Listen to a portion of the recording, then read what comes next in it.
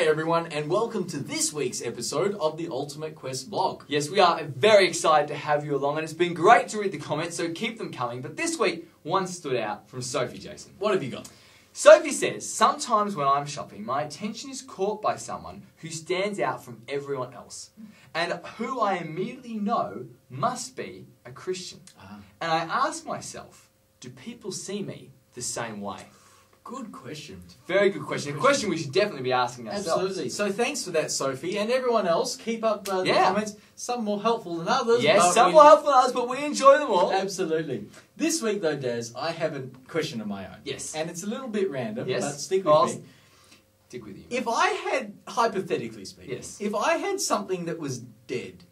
Dead? Yes. Okay. And I wanted to make it alive again, how much power would I need? You'd like to tell me is your dog or your cat or your fish? Don't ask me about Jasper, okay?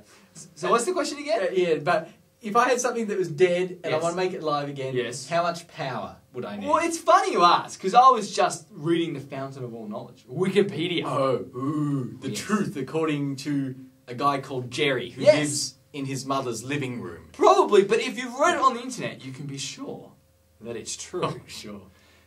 And I read that's about 1,000 volts to kickstart someone's heart. So if your goldfish has died, mate, the 9-volt battery isn't going to cut it. You mean I'm going to have to rely on the old mouth-to-mouth resuscitation? Yes, yes. Right, thank you. That's very helpful. But it's not actually what I was thinking. No. No, because those defibrillator things, yes. I mean, 1,000 volts, that's a lot. Yeah, it's a lot. But those things, aren't they for people who've, like, just had a heart attack? Yeah, it's got to be within minutes. Yeah, no. I'm thinking about longer than that. Like 20 minutes. Well, I'm thinking, like, what if they've sustained massive body injuries and incredible blood loss and they've been dead for like 3 days? 3 days? It's just not possible. There's no power that mankind possesses that could bring back someone from that dead. Really? Nothing. Well, see, that's why I'm wondering, because that's what happened to Jesus, right? Yes, except that was God's infinite power. I mean, that was amazing. Huge amount of power. Well, I've got this verse. Yes. And it's pretty interesting because it says, it's from Ephesians chapter 1, verse 19 and 20.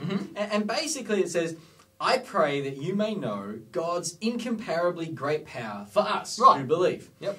And then he says, that power that God has for us is the same as the mighty strength that he exerted when he raised Christ from the dead. So that same power that brought Christ back from the dead after 3 days is meant to be working in us now. Yes. That's an incredible amount of power. It's kind of huge when you put it that way. Yeah.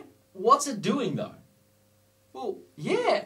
I think it's similar. You know, that power raised Christ from the dead, and the same way that power of God is supposed to be working in us to change us from the rotting, dying old person into a new creation.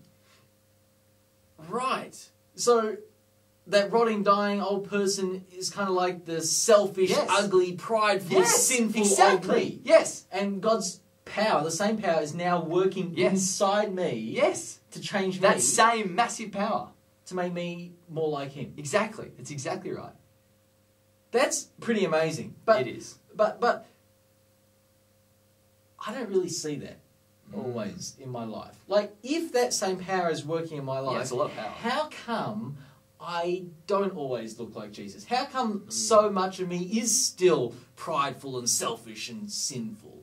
Yeah, I think that power is available to us, but sometimes we reject that power. Sometimes we try and do it ourselves. Right. And other times we forget the great things that God has done, how transformed we are now, and we lack the faith to believe on Him that He can change us even more like Christ. So you're saying, if I want that power, I need to remember that it's there, remember that it's freely available to me, and I need to surrender to it and let God do whatever He wants to do. That's exactly right. Deal with whatever He wants to deal with. Yes, and this Easter, we often remember, Christ dying for our sins and being raised from the dead. Yes. And that's amazing. But this Easter, we can remember not just that God raised Jesus from the dead, But that same power should be working in us now, today, to transform us from that old person into someone who is like Jesus. Wow. What an incredible thought. That It is is. really, really awesome. And we hope that you guys have a great Easter, that this is true for you as well. And we'll see you all next week as you stay on your quest. Lay off the Cadburys. Yeah, that too.